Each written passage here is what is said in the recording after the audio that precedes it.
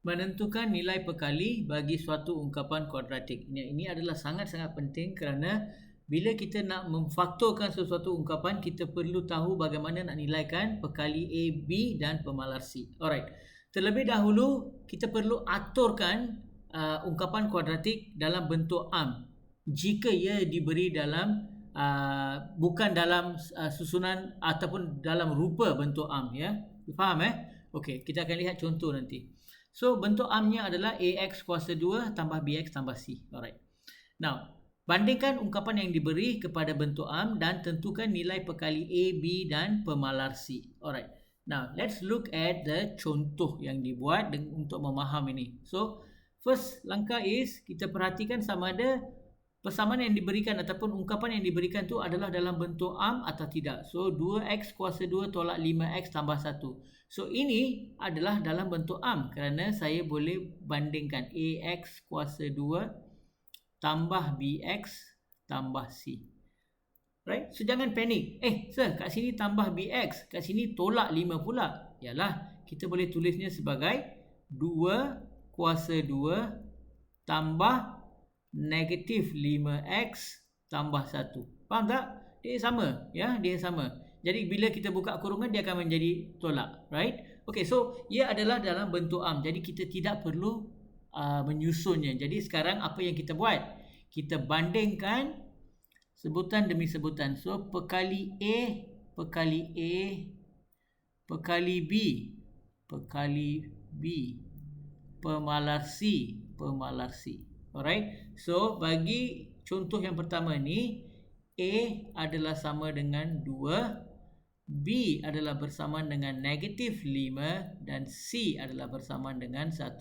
Perhatikan saya hanya ambil nombor itu sahaja ya. Yang X itu adalah pemboleh ubah, dia bukan perkali. Kita hanya nak tentukan nilai perkalinya. Faham? So, begitulah caranya. Kita cuba satu lagi. Yang ini, negatif 3X. Negatif 3X tambah 1 tolak 1/2 X kuasa 2. Now, ini bukan dalam bentuk arm. Perhatikan, right? So, bentuk arm ialah kita kena susun balik. Bentuk arm ialah sebutan dengan kuasa 2 tu yang kedudukan pertama. Sebutan dengan X, sebutan X ialah kedudukan kedua dan pemalarnya adalah kedudukan ketiga. Jadi, kita kena susun balik lah. Jadi, kalau saya susun balik, apa saya dapat? Di sini saya dapat negatif 1/2 X kuasa 2 tolak 3X tambah 1. Faham? So, ini adalah dalam bentuk arm sekarang. Jadi, sekarang kita boleh bandingkan apakah nilai A, B dan C. So, yang ini adalah nilai A. Negatif 1/2 kuasa 2.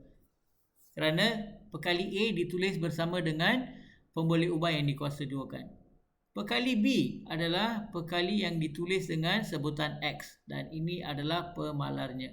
Tolong ambil kira, tolong ambil kira tanda positif dan negatif ya. Okey, bagi contoh yang kedua pula, A adalah bersamaan dengan negatif 1/2, B adalah bersamaan dengan negatif 3 dan C adalah bersamaan dengan positif 1. Okey, seterusnya 4X kuasa 2. Pendeknya. Ya. Maknanya yang ini B, X dan C tidak wujud. Kerana apa? Kerana nilai B dan C adalah sifar. That's why tak wujud. Jadi yang ini dah bentuk arm dah. Right? So, kita boleh bandingkan. A adalah, yang ini adalah A kuasa 2 tambah BX tambah C. Jadi nilai A adalah di sini adalah 4. Nilai B adalah sifar dan nilai C adalah sifar. Kena tulis sebab dia mustahak kita kena tahu. Last kali 2R darab R tolak 3. Ini tak nampak langsung macam persamaan kuadratik. Kerana kita perlu kembangkan ini. Jadi bila kita kembangkan, dia akan menjadi 2R kuasa 2 tolak 6R. 2R kuasa 2 tolak 6R. Jadi 2R kuasa 2 tolak 6R. Kita bandingkan dengan kuadratik bentuk arm kuadratik. Okey. Di sini kalau kita nampak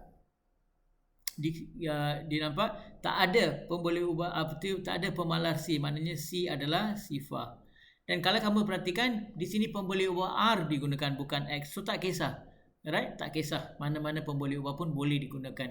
Okey, jadi kita bandingkan ya. Kita bandingkan. Jadi A adalah 2. A adalah 2. B adalah negatif 6. Negatif 6 Negatif 6. A adalah 2. Dan C adalah sifar.